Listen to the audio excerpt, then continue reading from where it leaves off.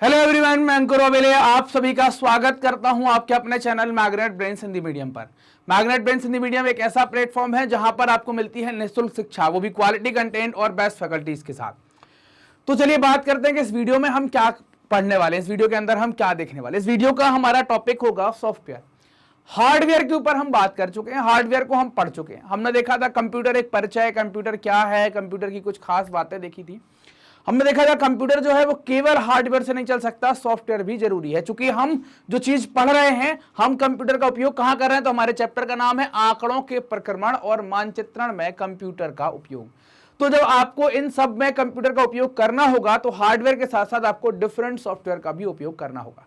तो हम यहां पर सॉफ्टवेयर को ही समझने की कोशिश करेंगे कि सॉफ्टवेयर होता क्या है, सॉफ्टवेयर को हम कैसे डील करते हैं, कुछ छोटे छोटे सॉफ्टवेयर के एग्जांपल लेकर। तो आगे बढ़ते हैं, चलते हैं कि सॉफ्टवेयर क्या होता है। जैसे कि हमने देखा हुआ था कि सॉफ्टवेयर का मतलब क्या हो जाता है, ऐसी चीज जिसे हम छू नहीं सकते, केवल महसूस कर सकते हैं, उसको आप क्या कह देते हैं, वो आपका सॉफ्टवेयर कहला जाती है। मतलब आप क्या कह सकते हैं, जिसे हम छू नहीं सकते हैं, सिर्फ क्या कर सकते हैं, महसूस कर सकते हैं, उसको क्या कहते हैं, हम उसको सॉफ्टवेयर कहते हैं। जिसको आप छू नहीं सकते, सिर्फ महसूस कर सकते हैं, वो सॉफ्टवेयर कहलाती है। सॉफ्टवेयर के बिना कंप्यूटर सिर्फ क्या है, एक धातु है और कुछ नहीं है। आप उसको मेटल के तरीके से डील कर सकते हैं, बाकी आप पे कोई काम नहीं आएगा। जितनी भी मैथमेटिकल जो भी मैथमेटिकल कैलकुलेशन होती हैं, जो भी गणितीय गणनाएं होती हैं या लॉजिकल कैलकुलेशन जो होती हैं, वो सब किसके माध्यम से होती हैं, सॉफ्टवेयर के माध्यम से होती हैं। आप कुछ भी करते हैं, मैं ये लिख पा रहा हूं, ये कंप्यूटर का ही एक पार्ट है, मैं ये लिख पा रहा हूं, ये किस कारण से हो पा रहा है, सॉफ्टवेयर के कारण से। अगर सॉफ्टवेयर निकाल लेंगे तो ये डिब्बा ही रह जाएगा, मुझे फिर चौक एंड डस्टर से लिखना पड़ेगा या व्हाइट बोर्ड या मार्कर से लिखना पड़ेगा। सॉफ्टवेयर से ही आप क्या करते हैं, लगभग सभी कार्य जो है वो सॉफ्टवेयर के माध्यम से कर सकते हैं। यह प्रयोक्ता द्वारा दिए गए निर्देशों का कार्य करते हैं। मतलब जो हम प्रयोग करने वाले हैं, हम जो निर्देश देते हैं, उसका ये उपयोग करता है। आंकड़ों के प्रक्रमण और मानचित्रण के लिए सॉफ्टवेयर में निम्न मॉड्यूलों की आवश्यकता होती है। ये कुछ हम मॉड्यूलों का यहां पर उपयोग करते हैं। आंकड़ा प्रविष्ट एवं संपादक मॉड्यूल, मतलब कि आंकड़ा जैसे हम कैसे इनपुट करेंगे और आउटपुट, ये वाला मॉड्यूल। सर्वत्र रूपांतरण तथा क्रिया कौशल मॉड्यूल, और आंकड़ा प्रदर्शन एवं बहिर्वेशी मॉड्यूल। तो ये क्या है, आपको ये हमको कुछ मॉड्यूल होते हैं जिनकी आपको यहां पर आवश्यकता होती है। सबसे पहले बात करते हैं आंकड़ा प्रविष्ट और संपादक मॉड्यूल की।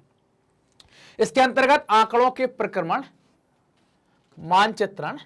तो प्रक्रमण और मानचित्रण के लिए अंतरापृष्ठ आंकड़ा है ना, क्या अंतरापृष्ठ आंकड़ा, प्रविष्ट तंत्र, सूचना आधार उत्पत्ति, त्रुटियों का निरूपण, कुछ गलती हो गई है तो उसका निरूपण करना, मापनी प्रक्षेप, हमने ये पढ़ा हुआ है मापनी प्रक्षेप के बारे में, और कौशल। इस प्रकार के कार्य को सुगम बनाने के लिए ये क्या करता है, इस प्रकार के कार्य को सुगम बनाता है। कौन कौन से, आंकड़ों का प्रक्रमण, मानचित्रण, अंतरापृष्ठ आंकड़ा, प्रविष्ट तंत्र, सूचना आधार उत्पत्ति, त्रुटि निरूपण, मापनी प्रक्षेप, इन सबको क्या करता है, सुगम बनाता है। इसके अंतर्गत किसी भी आंकड़े का समाविष्ट निष्कासन, संपादन और प्रबंधन, क्या क्या, समाविष्ट निष्कासन, संपादन और प्रबंधन जैसे कार्य स्क्रीन पर प्रदर्शित प्रसूची, मतलब जो मेन्यू आपको देखने को मिलता है, प्रसूची का मतलब क्या होगा कि जो मेन्यू आप देख पाते हैं, तथा अनुसंकेत जो आइकन्स होते हैं, उनका प्रयोग करके आप कर सकते हैं, या इन सब के लिए मेन्यू का या आइकन्स का प्रयोग किया जा सकता है। आजकल अगर आप देखें तो हम कुछ MS एक्सेल को आप देखते हैं, स्प्रेडशीट होता है, लोटस 1 2 3 है, डी बेस, इस प्रकार के व्यवसायिक पैकेज के आंकड़े हैं, आंकड़ों के प्रक्रमण और आलेखों के उत्पादन का समर्थन प्रदान करते हैं। जैसे मान लो हमने डेटा एंटर कर दिया अपने MS एक्सेल में, अब हम चाहते हैं कि वो ग्राफ बन जाए, तो हमने फॉर्मूला लगा दिया, ग्राफ बन जाएगा। अभी देखेंगे हम कैसे ये होता है। तो ये क्या व्यवसायिक चीजों में बड़ा काम में आता है। हमने देख लिया कि भाई हमने एक पन्ने पर बना लिया, पिछले साल उत्पादन इतना था, सेल इतनी हुई थी, इस साल इतना है, इतनी हुई थी, तो ग्राफ बन जाता है। दूसरी ओर आर्क व्यू, आर्क GI, मतलब अगर हम देखें आर्क व्यू, आर्क GIS, जियो मीडिया में मानचित्रण और विश्लेषण के मॉड्यूल होते हैं ना। आर्क व्यू, आर्क GIS और जियो मीडिया में मानचित्रण और विश्लेषण के मॉड्यूल आपको देखने को मिलते हैं। निदेशक रूपांतरण और कौशल, क्रिया कौशल मॉड्यूल की बात करते हैं। वर्तमान में सॉफ्टवेयर जो है वो कैसे हो गए हैं, स्थानिक आंकड़ों के स्तरों के निर्देशांक, समन्वयी रूपांतरण, संपादन, स्थानिक और गैर स्थानिक आंकड़ों के गुणों से जोड़ने का कार्य करते हैं। क्लियर। अगला, आंकड़ों के आंकड़ा प्रदर्शन और बहिर्वेशी मॉड्यूल के बारे में बात कर रहे हैं।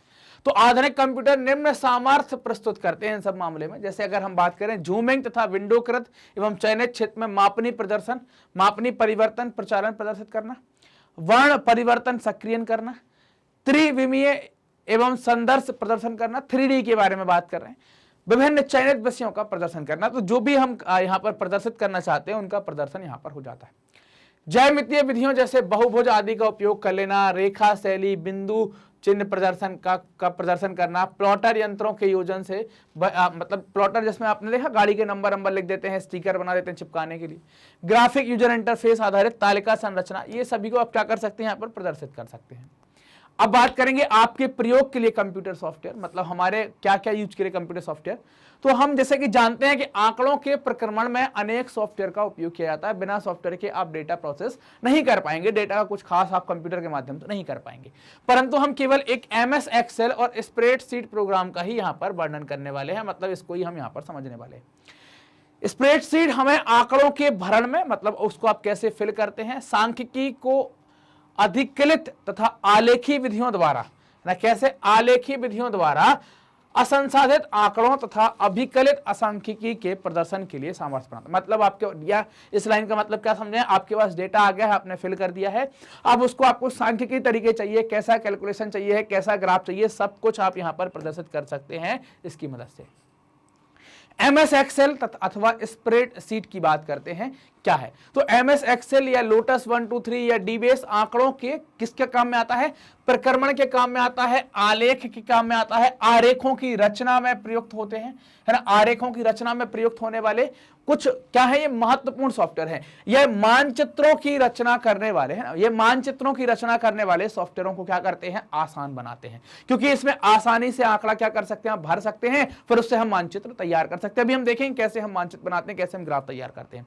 मानचित्र बनाने के लिए मानचित्र सॉफ्टवेयर के साथ साथ इसे जोड़ा जा सकता है कि आप डेटा भर दो, उसे मानचित्र सॉफ्टवेयर के साथ ऐड कर दो, मानचित्र बन जाएगा। स्प्रेडशीट क्या है, स्प्रेडशीट आंकड़ों को रो और कॉलम में व्यवस्थित करती है। रो और कॉलम, रो मतलब क्या हो गई, ये हो गई रो और ये हो गया कॉलम, तो इसमें व्यवस्थित करते हैं आंकड़ों को। यह एक इलेक्ट्रॉनिक डॉक्यूमेंट होता है जिसमें चीजें भरी जाती हैं, ई डॉक्यूमेंट आप कह सकते हैं उसको। माइक्रोसॉफ्ट एक्सेल, है ना, माइक्रोसॉफ्ट एक्सेल जो है वो उपलब्ध स्प्रेडशीट पैकेजों में से एक है, जो भी स्प्रेडशीट आती है उनमें से एक है जिसको आप एक्सेल कहते हैं। स्प्रेडशीट एक आयताकार पेज का जाल होता है जो सूचना का भंडारण करती है या सूचना का भंडारण करता है, जिसमें हम सूचनाएं भर देते हैं। स्प्रेडशीट वर्कबुक या एक्सेल फाइलों में, कैसे, वर्कबुक या एक्सेल फाइलों में उपस्थित होती है। MS एक्सेल स्क्रीन का अधिकांश भाग कार्यविधि पत्र के प्रदर्शन को समर्पित होता है ना, क्या होता है, कार्यविधि पत्र के प्रदर्शन को समर्पित होता है। यह पंक्तियों और स्तंभों से बना होता है, किससे बना होता है, यह पंक्तियों और स्तंभों से बना होता है, जो एक प्रतिच्छेदन आयताकार होता है, जो एक प्रतिच्छेदन आयताकार होता है। कैसा है, एक आयताकार में आप देखेंगे इस तरीके का होता है, ऐसे आप देखेंगे, जिसे आप क्या कहते हैं, सेल कहते हैं, जिसे क्या कहा जाता है, सेल कहते हैं। अब मान लीजिए कि एक रो ये गई है, ये एक रो हो गई, ठीक है, और ये एक कॉलम हो गया।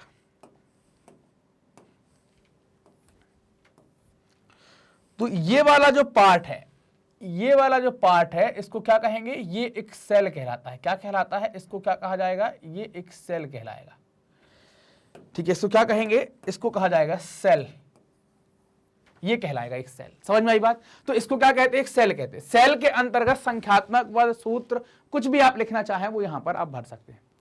पाठों का प्रयोग सेलों में प्रविष्ट संख्याओं, क्या करेंगे, पाठों का प्रयोग कैसे करेंगे, सेलों में प्रविष्ट संख्याओं के आधार पर आप पाठों का प्रयोग कर सकते हैं ना, कि इसका प्रयोग कर सकते हैं। पाठों का प्रयोग सेलों की प्रविष्ट संख्याओं की लेवलिंग के लिए किया जाता है। मद की प्रविष्ट संख्या के रूप में किसी सूत्र का परिणाम हो सकती है, जो भी आप चाहें वैसा हो सकता है, फॉर्मूला लगाकर उपयोग कर सकते हैं। घटना के परिवर्तन के साथ सूत्र की मद भी परिवर्तित हो जाती है ना, सूत्र की जो मद होती है वही परिवर्तित हो जाती है। ये आप स्प्रेडशीट का MS एक्सेल का एग्जांपल लिख सकते हैं। ऐसा MS एक्सेल आपके सामने खुलेगा, ये एक उसकी एक विंडो होगी, यहाँ पर लिखा होगा माइक्रोसॉफ्ट MS एक्सेल, ये यहाँ पर ये मिनिमाइज का, है ना, ये आपका मिनिमाइज करने का, ये बड़ा छोटा करने का, ये कट करने का, ये आपको ऐसे विंडो मिलेगी। यहाँ पर आपको मेन्यू होंगे कई सारे, यहाँ पर एक फाइल बनी होगी, file, edit, view, insert, format, tool, data, window, help, यहाँ पर उसके कई सारे आइकॉन बने होंगे। सिग्मा का मतलब क्या है कि यहाँ पर आप कई सारे फॉर्मूले दिए गए हैं, है ना, कि ये कई सारे फॉर्मूले, तो ऐसी एक डेटा खुल जाएगी। अब ये यहाँ से आप फॉन्ट चूज कर पाते हैं कि आपको कौन से टाइप का फॉन्ट चाहिए, कितनी साइज की चाहिए, बोल्ड करना है, इटैलिक करना है, अंडरलाइन करना है, सेटिंग कैसी करनी डेटा की, ये कुछ सिंबल है, ये कलर है, ये लाइन के बारे में बात की गई है ना। तो अब ये आपकी एक सीट खुल गई, आप देख पा रहे हैं कि ये जो हो गई वो एक रो हो गई और ये जो होगा वो एक कॉलम हो गया।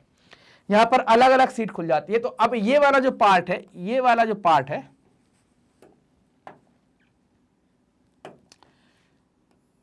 ये वाला जो पार्ट है इसको क्या कहते हैं, ये सेल कहलाता है।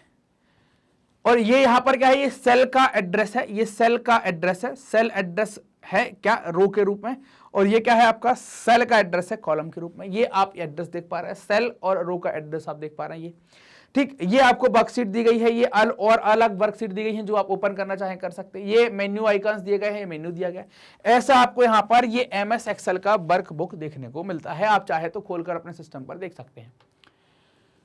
एक्सेल कार्यविधि में रो सेल का क्षितिज भाग होता है। रो सेल का क्या होता है, रो जो है वो क्या होता है, सेल का क्षितिज मतलब हॉरिजॉन्टल कुछ इस तरीके का ही भाग होता है, और कॉलम क्या होता है, ऊर्ध्वाधर भाग होता है, खड़ा। मतलब रो हो गई कुछ ऐसी और कॉलम हो गया कुछ ऐसा।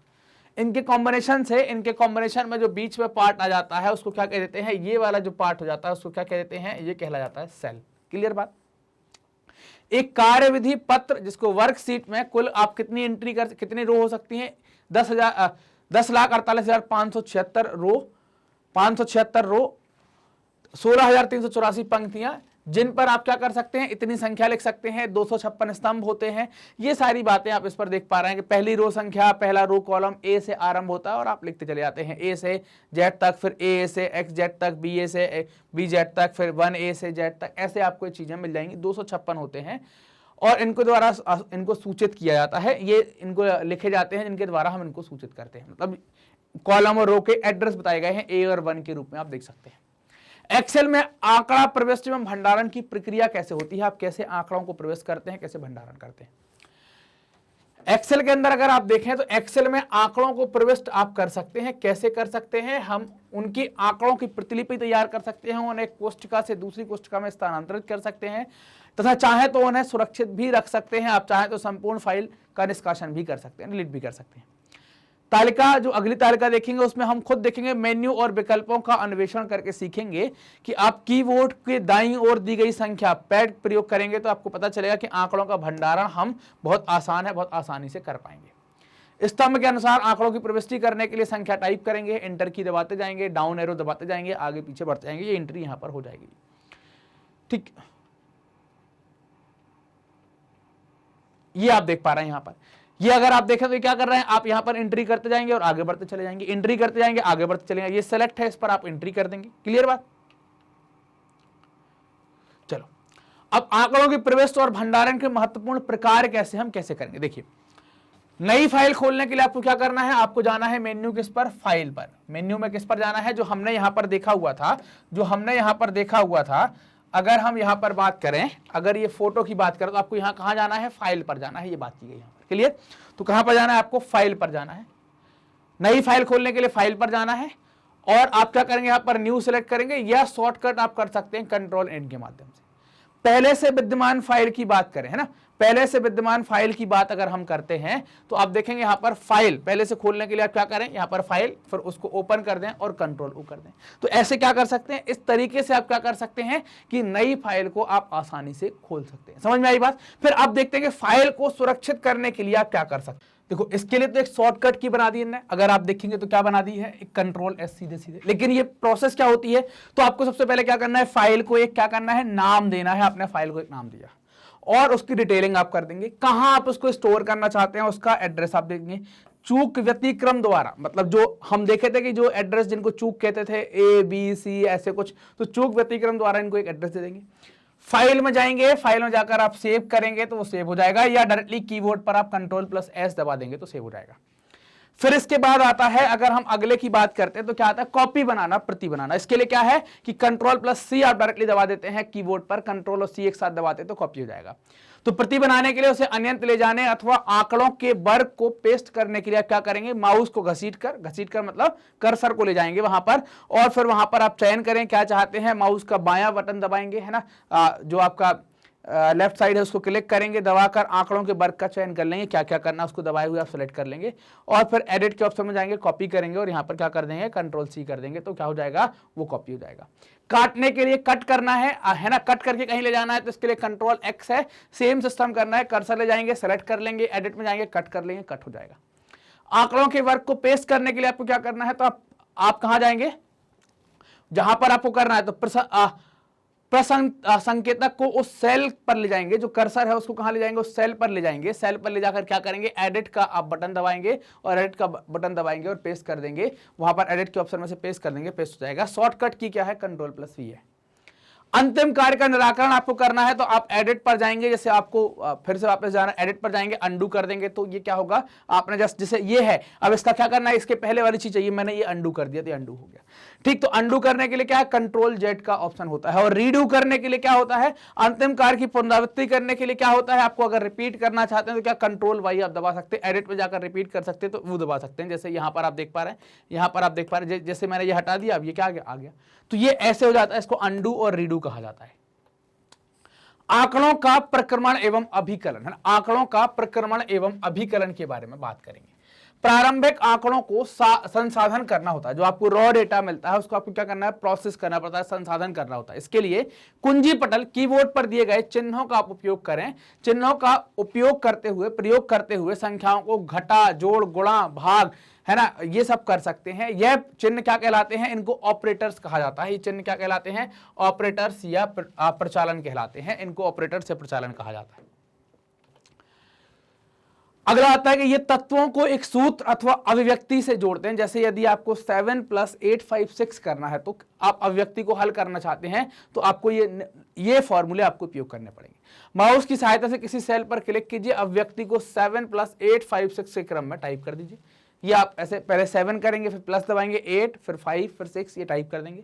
इंटर दबाने के बाद उसी सेल में आपको परिणाम मिल जाएगा कि सेल को आपने प्रथम चरण में चुना है, जिस सेल को भी चुना है उसमें आपको परिणाम मिल जाएगा कि कहां आपको परिणाम चाहिए। सांख्यिकीय प्रचलन का केवल एक्सेल में चिन्ह टाइप करने का पालन किया जाता है, चिन्ह के हिसाब से ये काम कर देते हैं। प्रचालक, जिनको आप इंडिकेटर्स कहते हैं, प्रचालक जो तत्वों को सूत्रों में क्या करते हैं, जोड़ते हैं, एक क्रम में हल किए जाते हैं। ब्रैकेट में दी गई अभिव्यक्तियों को पहले हल करते हैं, जो हमारा बोर्ड मास का रूल होता है ना, बोर्ड मास,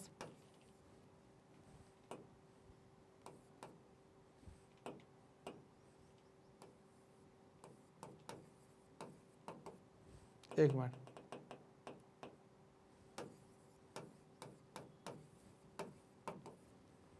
बोर्ड मास का तो ना ब्रैकेट, फिर ऑब्लिक, फिर डिवीजन, मल्टीपल, एडिशन और सबसेक्शन। तो सबसे पहले क्या होगा, ब्रैकेट के अंदर की चीज घटेगी, फिर जो ऑफ में लिखा होगा वो होगा, फिर डिवीजन वाला होगा, फिर मल्टीप्लिकेशन होगा, फिर एडिशन होगा, फिर सबसेक्शन होगा। इसी तरीके से कंप्यूटर भी काम करता है। तत्पश्चात पहले ब्रैकेट का, फिर भाग, गुणा, जमा, घटाओ, ये सारी चीजें वो कर देगा। मान लीजिए कि आपको सूत्र दिया गया है A10 / 12, तो क्या होगा, और इस पर डिवाइड बाय 12 में क्या लिख दिया, ब्रैकेट में A9 + A5 को कर दिया एक्सेल में। तो क्या करेगा, A10 में जो वैल्यू है उसको 12 से भाग करेगा, और 12 से भाग करने का मतलब क्या है कि पहले A9 और A5 को जोड़ देगा। सबसे पहले वो क्या करेगा, A9 + A5 है ना, A9 + A5 को क्या करेगा, वो जोड़ देगा यहाँ पर।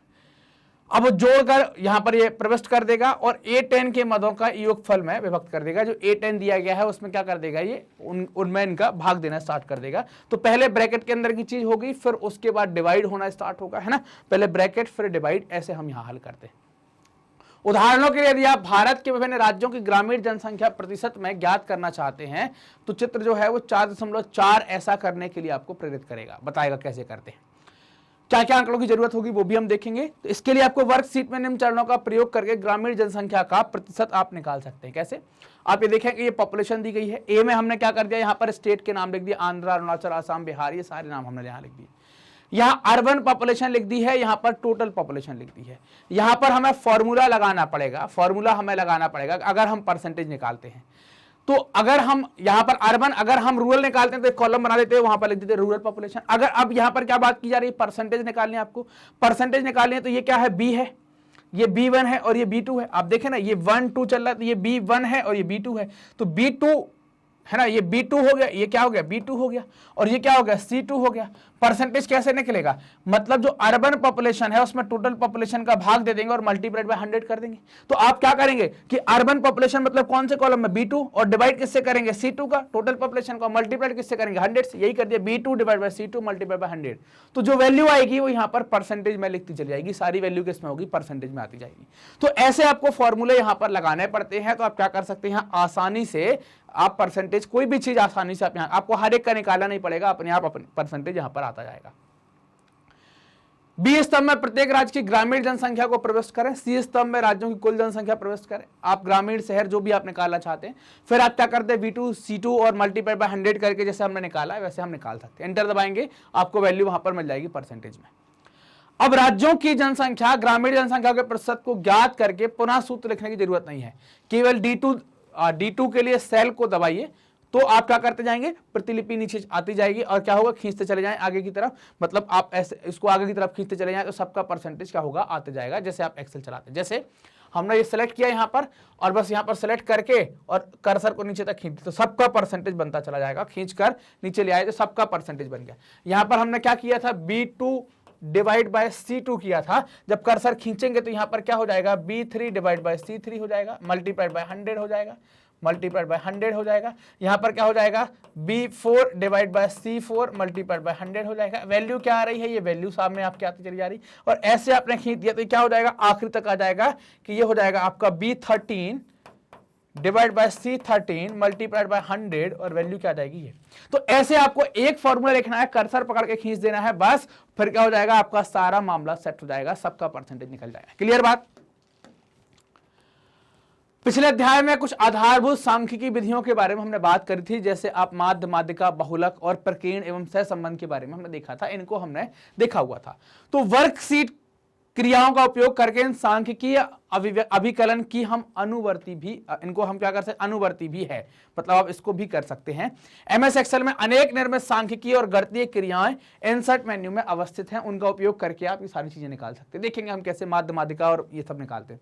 इंसर्ट मेन्यू को क्लिक करके ड्रॉप डाउन सूची से X का चयन कीजिए। ध्यान रखना चाहिए कि आपका संकेतक उसी सेल पर स्थित होना चाहिए जहां सूत्र प्रकट करना चाहते हैं। केंद्रीय प्रवृत्तियों, जिसमें माध्य, माध्यिका और बहुलक की बात की जा रही है, किसकी, माध्य, माध्यिका और बहुलक की बात की जा रही है। केंद्रीय मापन प्रवृत्तियां हैं। गणितीय माध्य को औसत, मतलब क्या कहते हैं, एवरेज कहते हैं, औसत कहते हैं। MS एक्सेल में एवरेज या औसत नाम द्वारा इसको दिखाया गया है। हम एक्सेल में औसत क्रिया द्वारा भारत के विभिन्न दशकों में माध्य शस्य गहनता ज्ञात करने के लिए विभिन्न चरणों का आप उपयोग कर लेंगे, हम निकालेंगे करके। वर्कशीट में वर्णानुसार शस्य गहनता के आंकड़े को कंप्यूटर में दाखिल करेंगे।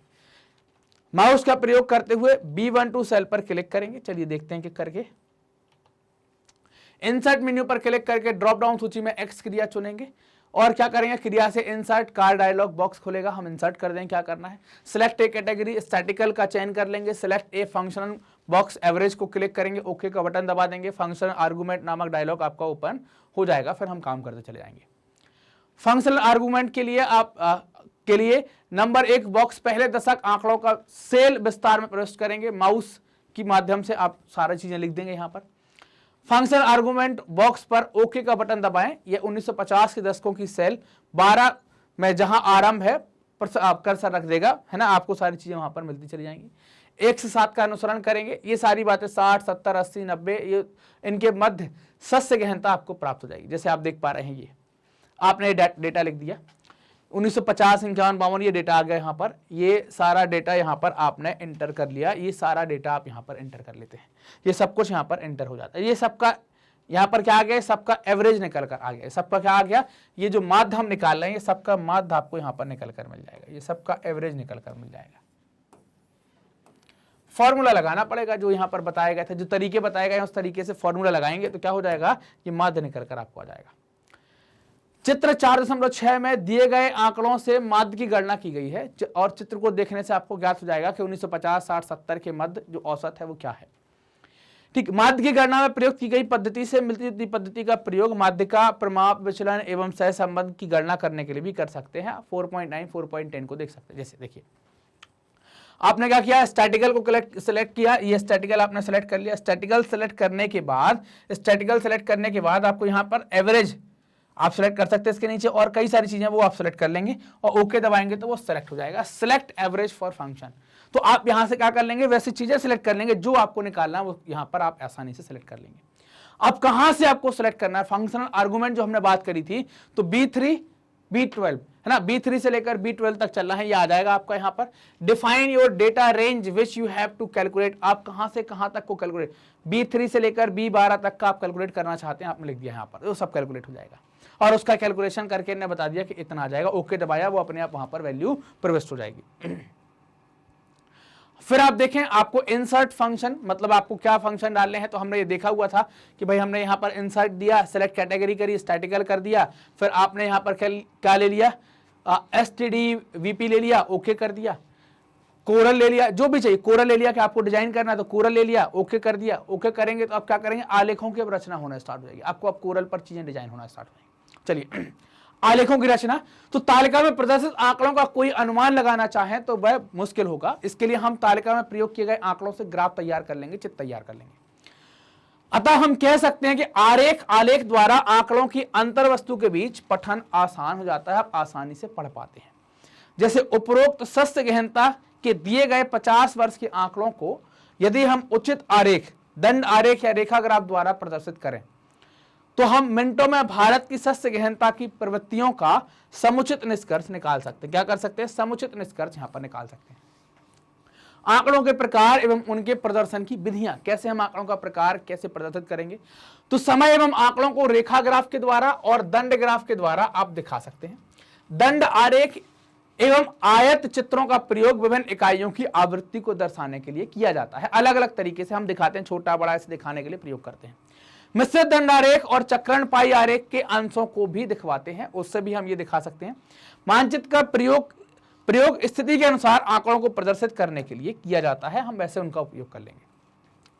यह आवश्यक है कि आंकड़ों के प्रदर्शन के लिए उपयुक्त आलेखी चयन, जो भी आप विधि चाहते हैं उसका चयन करें। आप कल्पना करें कि 1991 से 2011 के दौरान विभिन्न औद्योगिक वर्गों में कर्मियों के अंश में होने वाले परिवर्तनों को प्रदर्शित करना, इसके लिए उपयुक्त आलेखी विधि दंड आरेख होगी और यह परिवर्तन को स्पष्टता से दिखाती है। देखिए देखें क्या किया यहां पर, ये गए माइक्रोसॉफ्ट एक्सेल डेटा के अंदर अपन है, ये हमारा पूरा डेटा भरा हुआ है। हमने क्या कर लिया, ये कल्टीवेटर्स हैं, एग्रीकल्चर है, हाउस होल्ड है, अदर्स हैं, पूरे को सेलेक्ट कर लिया, सेलेक्ट ऑफ दिस सेल, सारी सेल को हमने यहां पर सेलेक्ट कर लिया। ठीक, सारी को हमने यहां पर सेलेक्ट कर लिया। अब दंड आरेख के निर्माण के लिए क्या करेंगे, तो वर्कशीट आपने देखा 4.10 में, आगे हम देखेंगे आंकड़े आप प्रविष्ट करेंगे। दाएं बटन को दबाते हुए कोष्ठकों के ऊपर माउस को खींचकर चयन करेंगे, चार्ट विजार्ड पर आप क्लिक करेंगे। चार्ट विजार्ड पर सब टाइप के बॉक्स में साधारण दंड आरेख 2 बार क्लिक करें, जिसे आप अभी हम देखेंगे। तो आपको क्या होगा, एक दूसरे, ये आप यहां गए, आपने क्या किया यहां पर, अब चार्ट विजार्ड पर आपने क्लिक कर दिया। चार्ट विजार्ड पर क्लिक किया, आपको कैसा चाहिए चार्ट विजार्ड, कॉलम में चाहिए, बार में चाहिए, लाइन में चाहिए, पाई में चाहिए, आपने सेलेक्ट कर लिया। जिस पर सेलेक्ट कर, मान लीजिए हमने कॉलम में किया, आपको किस टाइप का चाहिए, ये आपने सेलेक्ट किया। यहां पर ये आपने सेलेक्ट किया, सेलेक्ट करके आपने यहां पर बता दिया कि आपको किस तरीके की रो और कॉलम में ये सारी चीजें, डिस्टेंस कितना चाहिए वो आपने बताया, और रो वाइज चार्ट कंस्ट्रक्शन आपने जैसे ही क्लिक करेंगे क्या होगा, चार्ट आपका इस तरीके का कुछ पब्लिश हो जाएगा। ऐसे भी आप सेलेक्ट कर सकते हैं, जिसे आप ये देख पा रहे हैं कैसे आप यहाँ पर टाइटल्स दे देंगे, क्या क्या टाइटल्स आपको देने हैं, कैटेगरी लिख देंगे, एक्स एक्सिस की कैटेगरी लिख देंगे, वाई एक्सिस की, है ना, सेकंड कैटेगरी एक्स एक्सिस की, सेकंड कैटेगरी वाई एक्सिस की, अगर आप मिश्रित बनाते हैं तो, और आप इसको नेक्स्ट कर देंगे या फिनिश कर देंगे, तो ये सारी चीजें आपकी ऐसी। अभी आप यहाँ पर देखें कुछ फिलअप नहीं है, लेकिन जैसे ही आप यहाँ लिख देंगे सब कुछ लिख जाएगा, यहाँ पर क्या कुछ कैटेगरी, यहाँ पर कुछ कैटेगरी, यहाँ पर टाइटल, सारी चीजें यहाँ पर लिख कर आ जाएंगी। तो अब यहाँ पर आप देखें कंप्यूटर के माध्यम से ग्राफ बनाना कितना आसान यहाँ पर हो जाता है।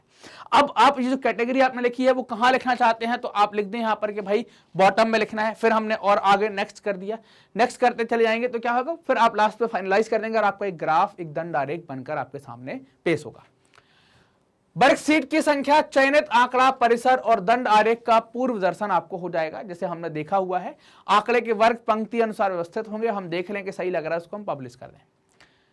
रेडियो बटन नेक्स्ट पर है ना, आप क्या करेंगे, नेक्स्ट पर क्लिक करें तो आपको चार्ट विजार्ट के 4 सोपान मिल जाएंगे। 3 पर ले जाएं, जैसा हमने देखा हुआ है कि आपको क्या चाहिए, ग्रेड चाहिए, जो भी चाहिए आप उनको सेलेक्ट कर लें। तो आपको क्या नाम देना है वो सारे नाम वहां पर दे लें, आप एक एक करके आपको सारी चीजें वहां पर दिख जाएंगी। यदि आप अक्षरों पर नाम या लीजेंड विकल्पों को प्रविष्ट कर चुके हैं तो आप नेक्स्ट बटन पर क्लिक करें। फिर आपने जो चित्र देखा है 4.14 पर हमने जो बात करी है ये, तो आप ऐसे आ जाएंगे यहां पर, ये वाली स्थिति आपके सामने आ जाएगी यहां पर 4.14 पर। तो आप 4004 के सोपान 4 पर ले जाएगा, दंड आरेख की रचना करेंगे आप उसमें। फिर आप एक अगला चित्र देखेंगे जिसमें एज ऑब्जेक्ट इन का चयन करेंगे, उस सीट को चुनेंगे जिसमें आंकड़ों को प्रविष्ट किया गया है, उसको हम सेलेक्ट कर लेंगे। 5 विकल्प के तौर पर एज न्यू सीट चुनेंगे और दंड आरेख को हम नई सीट पर स्थापित कर लेंगे। ऐसे ये आपको क्या करना है, सीट 5 हमने कर लिया, ओके कर देंगे, है ना। तो ओके कर देंगे तो क्या होगा, वो नई सीट पर आ जाएगा। ओके का बटन दबाएंगे तो आप देखेंगे चित्र 6 में क्या होगा, वो अगली सीट पर आ जाएगा। ये इस प्रकार से आपको ये डेटा आपको देखने को यहाँ पर मिल जाएगा, ऐसे डेटा यहाँ पर पब्लिश हो जाएगा। कैसा, आपने सारी चीजें कर ली, आपने टाइटल डाल दिया कि यहाँ से यहाँ तक का ऐसे हमको ग्राफ चाहिए, ये आपने चुन लिया। यहाँ पर आपकी क्या निर्देशिका आ गई, यहाँ पर आपके ये आ गए कि भाई एक्स एक्सिस पर क्या, वाई एक्सिस पर क्या, ये सारी चीजें आप यहाँ पर आसानी से बना पाएंगे, चिपका पाएंगे और आगे बढ़ जाएंगे। क्लियर बात। आंकड़ों के प्रदर्शन के महत्वपूर्ण मानक क्या हो सकते हैं। चित्र में चित्र की संख्या होनी चाहिए, कौन से नंबर का चित्र है ये, उपयुक्त शीर्षक होना चाहिए, दिन समय बताया गया हो, इकाइयों की मात्राओं का वर्णन हो, शीर्षक उपशीर्षक आपको दिए गए हो, एक्सिस जो अक्ष हैं वो हम क्या मान रहे हैं वो दिए गए हो, हम किस साइज का ले रहे हैं, मतलब उसकी मोटाई चौड़ाई भी हमें एक फिक्स लेनी हो, ऐसा नहीं कि एक आरेख मोटा बना दिया दूसरा पतला बना दिया। कंप्यूटर सहायक मानचित्रण की बात करें, कंप्यूटर सहायक मानचित्र के अंतर्गत स्थानिक सूचनाधार की रचना के साथ साथ उसके लक्षणों अथवा स्थानिक आंकड़ों से समन्वय की भी आवश्यकता होती है। इसके अंतर्गत भंडारित आंकड़ों का सत्यापन होता है। क्या होता है कि जो भंडारित आंकड़े हैं उनको वो क्या करता है, वेरीफाई कर लेता है, और संरचना शामिल होती है। इसके लिए आवश्यक है कि आंकड़े व्यापक रूप से, आंकड़े क्या हो, बहुत लार्ज स्केल पर व्यापक रूप में समुचित रूप से परिभाषित निर्देशांक द्वारा ज्यामितीय रूप में पंजीकृत और कोडित हों, है ना, पंजीकृत हों और कोडित हों, ताकि वे कंप्यूटर के अंदर आंतरिक सूचनाधार संरचना में भंडारण किए जा सके। आंकड़े 2 प्रकार के होते हैं। स्थानीय आंकड़े मतलब भौगोलिक स्थान का प्रतिनिधित्व करते हैं, इनके अभिलक्षण बिंदु रेखाओं बहुभुज होते हैं। यदि हम मानचित्र का परिमाप रहित मापनी से अवस्थिति के संदर्भ में वस्तुओं की उपस्थिति दर्शाना चाहते हैं तो बिंदुओं का प्रयोग करते हैं। क्या करेंगे, हमें बिंदुओं का प्रयोग हम कर लेंगे, जैसे सड़कें, रेलवे लाइन, नहर, नदियां, संचार, बिजली लाइन, शैक्षिक लक्षणें, ये सब आपको दिखाई दे जाएंगे। बहुभुज किसी क्षेत्र विशेष की परिबद्ध करती हुई अंतर संबंधित अनेक रेखाओं से बनते हैं। इनका प्रयोग प्रशासनिक इकाई, भूमि उपयोग के प्रकार, वन भूमियां, चरगाहों, तालाब, झील आदि लक्षणों को दर्शाने के लिए किया जाता है। गैर स्थानिक आंकड़े, स्थानिक आंकड़ों का वर्णन करने वाले गैर स्थानिक अथवा गुणन्यास कहलाते हैं। क्या कहलाते हैं, गैर स्थानिक अथवा गुणन्यास कहलाते हैं। उदाहरण के लिए यदि हम किसी शहर के विषय में विभिन्न परिस्थितियों वाला मानचित्र बनाना है तो हमारे पास शहर की जनसंख्या, हमारे पास क्या, शहर की जनसंख्या, स्त्री पुरुष का अनुपात, साक्षरता, विद्यालय, उद्योग, परिवहन के साधन, दिशा आदि सूचनाएं हमारे साथ संलग्न हैं। हम इनको क्या कर सकते हैं, संलग्न कर सकते हैं उस मैप के साथ। स्थानिक आंकड़ों के गुणों की व्याख्या वहां पर की जा सकती है। भौगोलिक आंकड़ों के स्रोत आंकड़ों दो रूप से उपलब्ध होते हैं, एक तो फोटोग्राफ और मानचित्र के माध्यम से, और एक आंकिक तरीके से। 2 प्रकार से आपको ये आंकड़े यहाँ पर क्या है, मिल सकते हैं। 2 तरीके से आप आंकड़ों को प्राप्त कर सकते हैं। मानचित्र सॉफ्टवेयर तथा उनके प्रकार, हम कैसे मानचित्र सॉफ्टवेयर का उपयोग करें और कैसे हम कार्य करेंगे। देखिए अनेक मानचित्र सॉफ्टवेयर है ना, अनेक मानचित्र सॉफ्टवेयर, जैसे आप देखें आर्क, GIS, आर्काइव, जियोमीडिया, ग्राम इदरीस, जियोमेटिका, इनके नाम आपको याद रखने हैं। ये क्या है, आपके मानचित्र सॉफ्टवेयर हैं। आर्क, GIS, आर्काइव, जियोमीडिया, ग्राम इदरीस और जियोमेटिका, ये सब आपके मानचित्र सॉफ्टवेयर हैं। कुछ मुफ्त डाउनलोड कर सकते हैं, फ्री में मिल सकते हैं जिन्हें इंटरनेट की सहायता से डाउनलोड, कुछ पेड होते हैं जिनके लिए आपको पैसा देना पड़ता है, कुछ आपको खर्च करना पड़ता है। मानचित्र सॉफ्टवेयर का वर्णन करते हुए वर्णमात्री मानचित्र की प्रमुख प्रक्रियाओं का हम वर्णन करेंगे, एक एक करके देखेंगे कैसे हम वर्णमात्री मानचित्र बनाएंगे। स्थानिक एवं उसमें हम स्थानिक एवं गुण न्यास निवेश के माध्यम से स्क्रीन पर क्रम वीक्षित मानचित्रों के अंकीकरण क्या करेंगे, उनको अंकित करेंगे, त्रुटि का निष्कासन करेंगे, मापनी का रूपांतरण करेंगे, प्रक्षेपण करेंगे, आंकड़ों का समन्वय करेंगे, मानचित्र का हम डिजाइन तैयार करेंगे, प्रदर्शन और विश्लेषण क्रियाएं शामिल होंगी। एक अंक रूपीय मानचित्र में 3 फाइलें होती हैं। पहला होता है SHP, दूसरा होता है SHX, तीसरा होता है DBT या DBT-D, जिसे बेस फाइल। ये 3 फाइलें आपको देखने को मिलेगी। इसमें गुणान्यास होता है।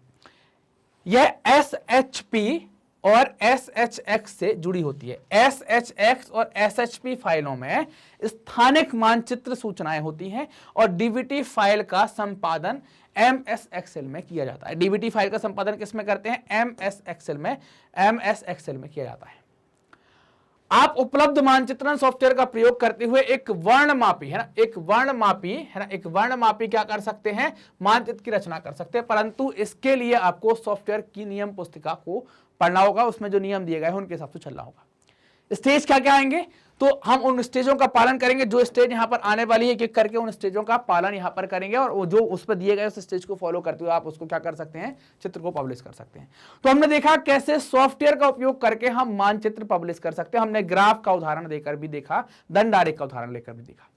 मैग्नेट ब्रेन्स अपनी हाई क्वालिटी एजुकेशन के लिए, साथ ही साथ निःशुल्क शिक्षा के लिए प्रसिद्ध है। ये हमारे टॉप कोर्सेज हैं जो हम आपको बिल्कुल फ्री ऑफ कॉस्ट उपलब्ध कराते हैं।